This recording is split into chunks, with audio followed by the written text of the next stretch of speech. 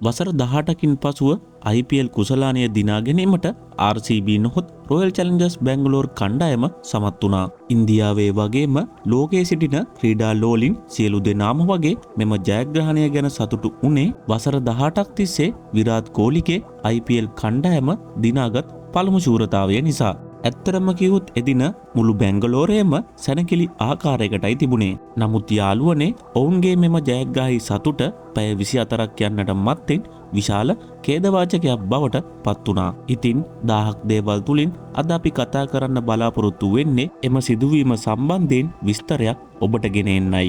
නැදෙන්නට ආරාධනා කරනවා මේ වටිනා කියන වීඩියෝ එකේ අවසාන තප්පරය තෙක්. සාමාන්‍යයෙන් පෙරඩ් එකක් පෙළපාලියක් ලෝක ක්‍රීඩාවේ ජයග්‍රහණය කරපු කණ්ඩායම සහභාගී වෙනවා අපට නිතරම වගේ දක්නට පුළුවන්කමක් තිබෙනවා. 2022 වර්ෂයේදී ආජන්ටිනා පාපන්දු කණ්ඩායමේ තිබූ පැරඩ් එකත් 2024 වර්ෂයේදී ඉන්දියානු ක්‍රිකට් කණ්ඩායම T20 ලෝක කුසලානය දෙනපු පැරඩ් එකත් ලෝක මට්ටමින් ප්‍රසිද්ධියට පත් වුණා. සාමාන්‍යයෙන් ක්‍රිකට් ක්‍රීඩාව මට්ටමින් ගත්තොත් විශාල ජනකායක් ඉන්න පැරඩ් එකක් නිතරම දකින්නට පුළුවන්කමක් ලැබෙන්නේ නැහැ. නමුත් පාපන්දු ක්‍රීඩාවේදී මෙය හාත්පසින්ම වෙනස්. පසුගියදා නිමාවට පත් වුණ IPL තරඟාවලියේ ජයග්‍රාහකයන් උනේ RCB කණ්ඩායම. ඉන්පසුව RCB කණ්ඩායමේ කළමනාකරුවන් සහ කර්ණාටකා ප්‍රාන්තයේ ක්‍රිකට් බලධාරීන්ගේ සාකච්ඡාවෙන් පසුව RCB කණ්ඩායමටත් මේ විදියට පැරඩ් එකක් සූදානම් කරලා තිබුණා. මෙම පැරඩ් එක සූදානම් කරලා තිබුණේ RCB කණ්ඩායමේ මව් නගරය වන බැංගලෝර් නගරය සහ චින්නස්වාමි ක්‍රිකට් ක්‍රීඩාංගණය ආශ්‍රිතවයි. සාමාන්‍යයෙන් අපි දැකලා තියෙන විදිහට ඒ විදිහට ජයග්‍රාහී පැරඩ් එකක් සූදානම් කරනු ලබන්නේ ජයග්‍රාහී තරඟයෙන් දවස් 2ක් හෝ 3ක් ඇතුළතයි. නමුත් යාළුවනේ මෙවර IPL ශූරතාවයේ දිනු RCB කණ්ඩායමේ ජයග්‍රාහී පැරඩ් එක සංවිධායකයන් විසින් සූදානම් කරනු ලබන්නේ ඉන් හරියටම පැය 24ක් යන්න මත්තෙන්. මේ පිළිබඳව බැංගලෝර් නගරයේ ජීවත් වෙන මිනිසුන්ටත් දැනගන්න පුළුවන්කමක් වෙලා තින්නේ එදින උදෑසනමයි. සාමාන්‍යයෙන් ඉන්දියාව කියන්නේ ක්‍රිකට් උන්මන්තකයන් ඉන්න රටක්. කියමනක් තිබෙනවා ඉන්දියාව කනපිට පෙරලන්න පුළුවන් ಜಾති දෙකක් තිබෙනවා කියලා. ඉන් එකක් තමයි ක්‍රිකට්. අනිත් දේ තමයි සිනමාව. ඉන්දියාවේ ක්‍රිකට් ක්‍රීඩකෙක් ඇඳුමක් ගන්න කඩයක් ඇතුළට යනවා නම් ඒ කඩේ වහනවලු. ඒ තරම් මිනිස්සු ක්‍රිකට් වලට ආදරේ. ඕකේ අනිත් පැත්තක් තියෙනවා තරඟයක් පෙරදුන වෙලාවට. කොහොම හරි බැංගලෝර් එයාපෝට් එකේ ඉඳන් චින්නස්වාමි ක්‍රිකට් ක්‍රීඩාංගණයට වෙනකන් තමයි මෙම පැරඩ් එක සූදානම් කරලා තිබුණේ. නමුත් යාළුවනේ සිදුවුනේ මහා විනාශයක්. ලක්ෂයකට වඩා අධික මිනිසුන් පිරිසක් මහපාරට එන්න ගත්ත මේ පැරඩ් එක බලන්න. ඔවුන්ගේ අවසාන බලාපොරොත්තු වෙලා තිබ්බේ RCB කණ්ඩායම වගේම බැංගලෝරයේ කුමරු ලෙස හැඳින්වෙන විරාට් කෝලිව නැරඹීමයි. නමුත් අවසානයේදී ඒ වෙනුවෙන් විශාල තෙරපුමක් තදබදයක් හටගත්තා. මිනිසුන් තමන්ගේ ජයග්‍රාහී කණ්ඩායම නැරඹීමට පොර කෑවා. අවාසනාවන්ත ලෙස එහි අවසාන ප්‍රතිඵලයක් ලෙසට කුඩා ළමුන් කිහිප දෙනෙක් සහ කාන්තාවන් දෙදෙනෙක් ඇතුළුව සියලුම පුද්ගලයන් 11 දෙනෙක් මරණයට පත් වුණා. තවද පුද්ගලයන් 50කට අධික සංඛ්‍යාවක් තුවාල ලබා රෝහල්ගත කරලද තිබෙනවා. තත්වයන් පාලනය කිරීමට බැංගලෝර් පොලිසිය ආවත් කඩිගුලක්සේ ඇපෙළුණු ජනතාව පාලනය කිරීමට ඔවුන්ට හැකියාවක් ලැබී නෑ. සමහරක් ස්ථානයන් වල පොලිසිය විසින් මිනිසුන්ට බැටන් පොලි වලින් පහර දෙන අවස්ථාද දැකගන්නට පුළුවන්කමක් ලැබී තිබෙනවා. මෑත කාලයේදී පුද්ගලයන් තෙරපුමට නිසා මරණයට පත් වුණ පුවතක් අපට අසන්නට පුළුවන්කමක් ලැබෙන්නේ මෙම RCB කණ්ඩායමේ IPL ජයග්‍රහණය තුලයි. අපේ රටේ නැති වුණත් මෙම ඉන්දියාවේ IPL කණ්ඩායම් වල නියෝජනය කරන මිනිසුන් අතර මෙම තරඟ පැවැත්වෙන කාලයන් තුල දරුණු මාධ්‍ය යුද්ධයක් එහෙමත් නැත්නම් සයිබර් අවකාශයේ සටනක් ඉන්දියාවේ මිනිසුන් අතර පවතිනවා. අවසානයේදී මෙම සිදුවීම සම්බන්ධයෙන් ඉන්දියාවේ සිටින මිනිසුන් බොහෝ දෙනා කර්ණාටක ප්‍රාන්තයේ සිටින ඉහළ නිලධාරීන්ට වගේම RCB කණ්ඩායමේ කළමනාකරුවන්ට මේ පිළිබඳව චෝදනා කරනවා.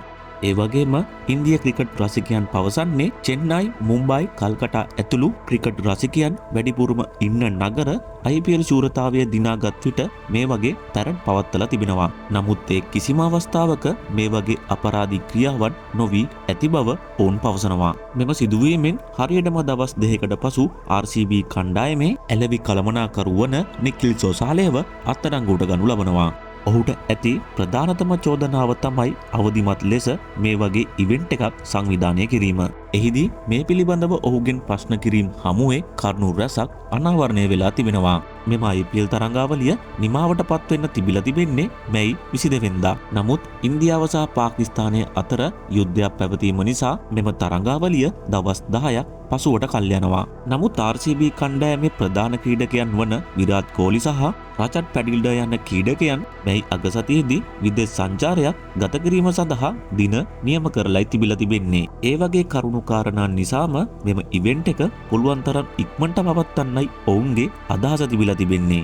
ජූනි 6 වෙනිදා බැංගලෝර් පොලිසිය විසින් රොයල් චැලෙන්ජර්ස් බැංගලෝර් කණ්ඩායමට සහ DNA එන්ටර්ටේන්මන්ට් නම් පුද්ගලික සමාගමට එරෙහිව නීති විරෝධී ලෙස පුද්ගලයන් එකතු කිරීමේ චෝදනාව මත නඩු පවරා තිබෙනවා. ඇත්තරම කිව්වොත් මෙහි ප්‍රධානතම චෝදනාව එල්ලවන්නේ RCB කණ්ඩායමට නීති විරෝධී ලෙස අවදිමත් ආකාරයෙන් පිරිස එක්රැස් කිරීමයි ඔවුන්ට තිබෙන ප්‍රධානතම චෝදනාව. නොසිලිමත්කම ගැන කරුණු ඉදිරිපත් කරමින් මූලික සාක්ෂි ඉදිරිපත් කළ කර්ණාටක මහ ඇමති මීට අදාළ වගකීම්වන්ව ඉක්මනින්ම අත්අඩංගුවට ගන්නා ලෙසට නියෝග නිකුත් කරලා තිබෙනවා. එයට ප්‍රතිඵලයක් ලෙසට බැංගලෝර් පොලිසියේ ඉහළ පෙළේ නිලධාරීන්ගේ වැඩතහනමකටත් ලක් වෙලා තිබෙනවා. ඒ වගේම තමයි මෙම අර්බුදය තවත් දෙගුණ වෙන්නේ මෙම සිදුවීම සම්බන්ධයෙන් හිටපු ඉන්දිය ක්‍රිකට් නායකයෙක් වගේම සුපිරි ක්‍රිකට් ක්‍රීඩකයෙක් වන විරාට් කෝලිට එරෙහිව පැමිණිල්ලක් ගොනු කරලා තිබෙන බවට ඉන්දිය මාධ්‍ය වාර්තා කරනවා. සමාජ මාධ්‍ය ක්‍රියාකාරිකයෙකු වන HM වෙංකටේෂ් කියන පුද්ගලයා තමයි කබ්බන්පා කියන පොලිසියට මෙම පැමිණිල්ල ගොනු කරලා තිබෙන්නේ. එහි මූලිකවම සඳහන් කරලා තිබෙනවා විරාට් කෝලි IPL හරහා සූදුවට සම්බන්ධව ප්‍රවර්ධන කටයුතු සිදු කරන බවත් ඒ තුලින් මිනිසුන් උසිගන්වන ආකාරයට හැසිරෙන බවත් තමයි මෙම පැමිණිල්ලේ ප්‍රධානතම චෝදනා දෙක විදිහට සඳහන් කරලා තිබෙන්නේ. ඉතින් පැමිණිල්ලේ දැනට පවතින විමර්ශනයේ කොටසක් ලෙසට සමාලෝචනය කරන බවට පොලිසිය පැවසූ නමුත් ඒ පිළිබඳව FIR එකත් සරලවම කිව්වොත් අපරාධන විමර්ශන කටයුත්තක් කෝලිට එරෙහිව පටන්ගෙන නැහැ. ඉන්දිය ක්‍රිකට් ආරංචි මාර්ගවලට අනුව මේ පිළිබඳව ඉන්දියාවේ මහා අධිකරණය විසින් ඉදිරි දින කිහිපයේදී පරීක්ෂණයක් සිදු කිරීමට නියමිතයි. තවද RCB කණ්ඩායමේ කළමනාකාරීත්වය විසින් තුවාල ලැබූ පිරිස සහ මරණයටපත් වුණ පිරිස් වෙත ඉන්දිය රුපියල් ලක්ෂ 10ක මුදලක් වන්දි විදිහට ලබා දෙන්න ඔවුන් තීරණය කළා තිබෙනවා. මෙම සිදුවීම සම්බන්ධයෙන්